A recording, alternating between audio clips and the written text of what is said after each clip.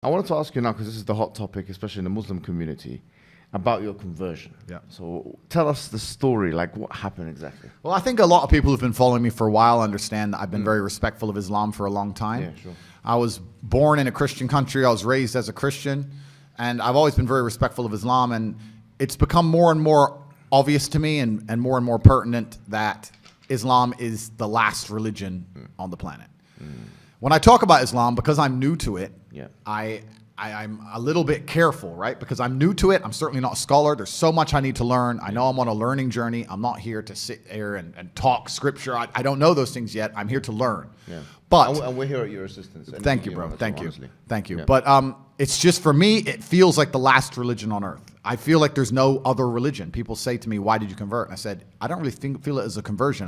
It's almost like I knew God was real and now I've become religious. And they say, well, you were religious before. I was like, religious before how? Christian? What does Christian mean? Like, who's not a Christian? You go to Christian nations and everyone says they're a Christian. Look how they live their lives. Go into the average church. Is anyone actually fearful of God? Anybody?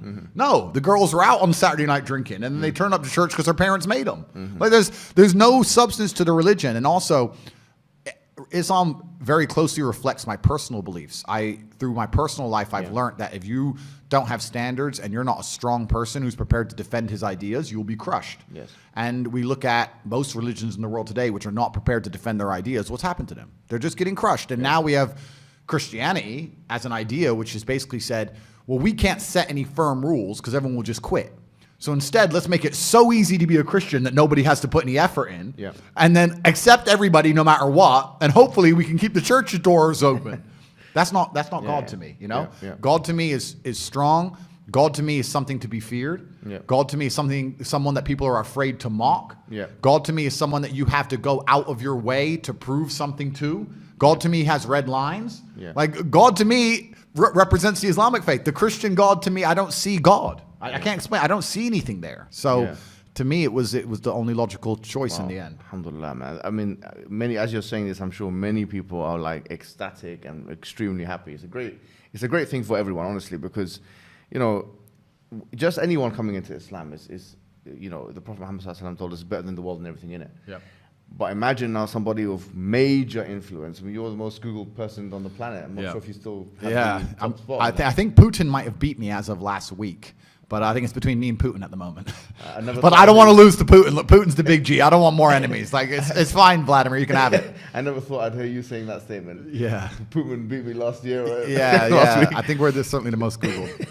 But no, it's definitely something beautiful. And a lot of people have, you know, you'll be surprised at how many women as well. Like, because obviously the accusations of misogyny and stuff, which, you know, but a lot of women, alhamdulillah, especially in the Muslim world, they're absolutely happy. In fact, let me tell you a story. Just before I came here today, one particular woman, I can't reveal her identity, but she's working as a school teacher in London. And actually, my friend told me that she was kicked out of school because they had this campaign against you in the schools. I'm not sure if you're aware of this. I've seen, this was part of the cancellation. I did know about this. Yeah. So in British schools, they said, you know, if you say anything good about this person, or you have to be reported or prevent, and if you say anything, you know, you have to kind of combat his extremism or whatever it may be, right? So because when you became Muslim, she abstained from doing that. She said, I can't really do that because you know, Islamic laws and it's backbiting and he's got honor in Islam and so on. And unfortunately, they fired her from the position. Wow. So you can see that this is the level of encroachment we're talking about here. So, and this shows you that the level of fraternity that exists, and not only the fact that, you know, when you're looking at Twitter or whatever social media, it's not a representation of what's really happening on the ground. Of course. And I mean, that's crazy to hear. And what's most crazy is, the fervor behind this idea that I'm somehow extremist is truly clown world. Like, I've sat as a professional and analyzed my content and understood which things can be taken out of context and which things were said in a way perhaps they shouldn't have been said before I was massively famous. But we have to sit here and understand that if you take anybody on the planet and give them 7 years of YouTube and then they decide and they blow up big, you're going to be able to find 30 to 45 seconds of clip across all those years that can be taken out of context, right? Yeah. And it's truly crazy because they sit and say, oh yeah, but you know, the young boys are watching your stuff and they don't truly understand all of it, and there's nuance that's missing. And my argument is very simple. My argument is, well, one, you're taking small clips out of context, and two, there's not a single piece of content on the internet that a 14-year-old boy can't misunderstand. Name someone who's producing content on the internet that you would be 100% happy for a 14-year-old to drill artists, and so they're saying. I mean, I live in an area. I'm not going to mention the names of the artists, but they're talking about going to this person's house and killing him. And killing him in the middle of a knife crime epidemic. Yeah. We have Little Nas twerking on having sex with the devil in his music videos. Really? Like, we're going to sit here and talk about how children can be impressionable young children, and I'm sitting there saying there's no way I'm the worst person on the internet. No, that's not why they deleted me. The difference for them is, as you've mentioned, on those fronts, it doesn't matter to them because it's like, okay, they're consuming our hedonistic products or whatever it is. It doesn't change their worldview. Whereas what you're saying is ideological now. You're challenging the status quo of the LW, of the liberal world order. You're challenging second-wave feministic notions. You are challenging some liberal notions. You are challenging ideas, commonplace ideas of tolerance. And George Orwell said it very well. He said that the more a society moves away from the truth, the more it hates people who speak it. Absolutely, and you're right. And I think even the basic things I teach, because some people have said to me, Andrew, all you teach about is personal responsibility, motivation, working hard, getting up and doing the right thing. I said, that's the absolute, those are the things they're most afraid of. If you teach people to have standards for themselves and to be morally strong people and to know right from wrong, then they can't brainwash you. Yes. So that's what they're most afraid of. They're most afraid of young men waking up and going, no, I don't believe that. You have to believe it. No, I don't believe it. I don't want to. And I want to go do this. I want to go to the gym and be strong, or I want to believe X, or I want to be a moral person. They genuinely have a problem with baseline morality. Yes. Yeah. Understand? When some people recognize when I converted to Islam that there was a time I was an atheist. There was a time when I was atheistic. And the reason I am now so absolutely certain that God is real is because I've seen evil. I've seen shaitan. I've seen it. When you see enough evil, you realize that there must be an equal and opposite force. And there are people out there in the world today doing the work of the devil, genuine demons, who are trying to destroy the baseline morality that's inside of all of us. We're all born with some kind of morality, and they're trying to destroy it. And that's exactly the Islamic understanding, that we believe that you're born with something called fitrah, which is the initial goodness. You're born with an innate belief, receptivity to believe in one God. Yeah. And then that is corrupted. In fact, there's a prophet, hadith of the Prophet, where he says, كُلُّ مَوْلُودٍ يُولَدُ عَلَى الْفِطْرَةِ. Every born child is born upon this initial goodness. فَأَبَوَاهُ يُهَوِّدَانِهِ أَوْ يُنَصِّرَانِهِ أَوْ يُمَجِّسَانِهِ. And then his father and mother, or his parents, they socialize him into Christianity, Judaism, Magiism. So the idea is that everyone is born with this initial goodness and this initial will or want to believe in God, one God. And then, as you mentioned, I mean, it's what you're mentioning here is profound, because you're mentioning a central doctrine in Islam.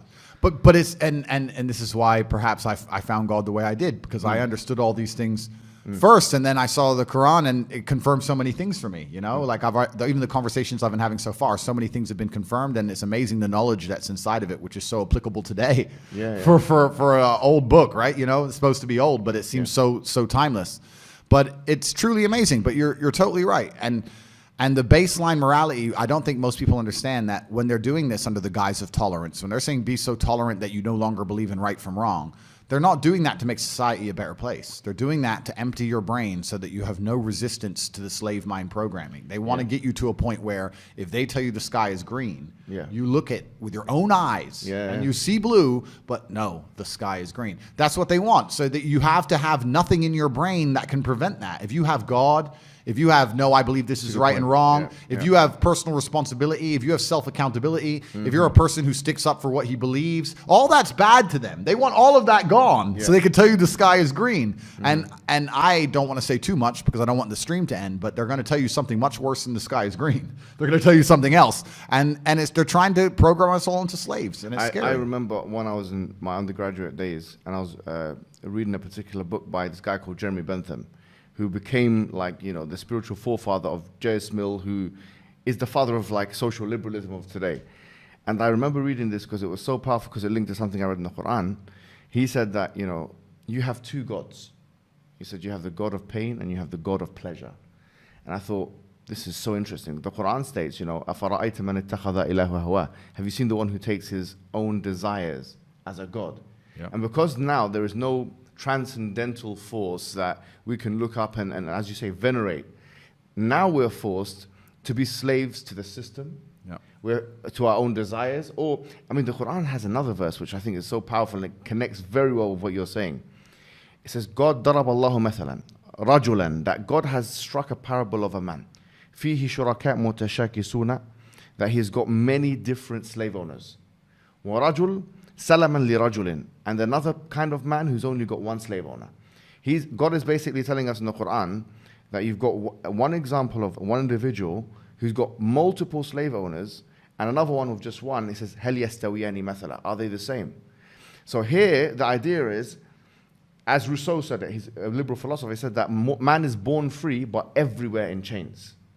This is the order, because if you don't have that God to worship, then you're going to end up having to worship to everything else. And the whole part of the Shahada which you took, which is Ashhadu an la ilaha illallah wa ashhadu anna Muhammadan Rasulullah, the true meaning of that, La ilaha illallah, is that there is no God worthy of worship except for one God. Yep. Which means that your desires or the system or these people that want to control us, the problem is they're not worthy of worship. The only one worthy of our subordination and submission is the creator of the heavens and the earth. There's no one else. I agree, and I completely agree, and I've agreed with this for the longest time. You know, I've never been to like a music concert, and people ask me why, and I said, I just look at it and I feel embarrassed. I look at someone up on a stage dancing around, and I look at hundreds of thousands of peasants in the crowd, just yeah. I'm like, it's I feel cringe. It's like secondhand embarrassment when I see these festivals and everyone's losing their mind, or these music concerts.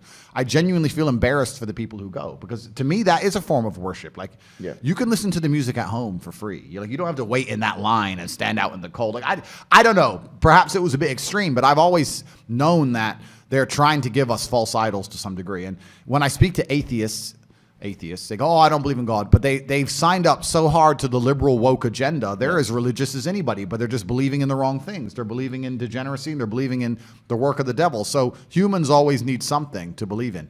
And it's a great thing you said about your own desires. It's like, one guy I was talking to since my conversion says, it's interesting that somebody with everything, all the Western world, everything somebody could want, has now converted. And I said, yeah, because even before my conversion, I understood that hedonism is a black hole, and you can never fill it. You're never going to be able to have enough girls to be happy with girls. You're never going to be able to have enough money to be happy with money. You're never going to be able to, drink enough to be happy with drinking. Like, it's a black hole, and you can pour endless things down it, but you'll never fill it up. And you need to have some degree of self-restraint. And I've always been a very disciplined person. I've never made mistakes. But certainly, the higher power is going to give you more satisfaction in your heart than endless insanity. Absolutely.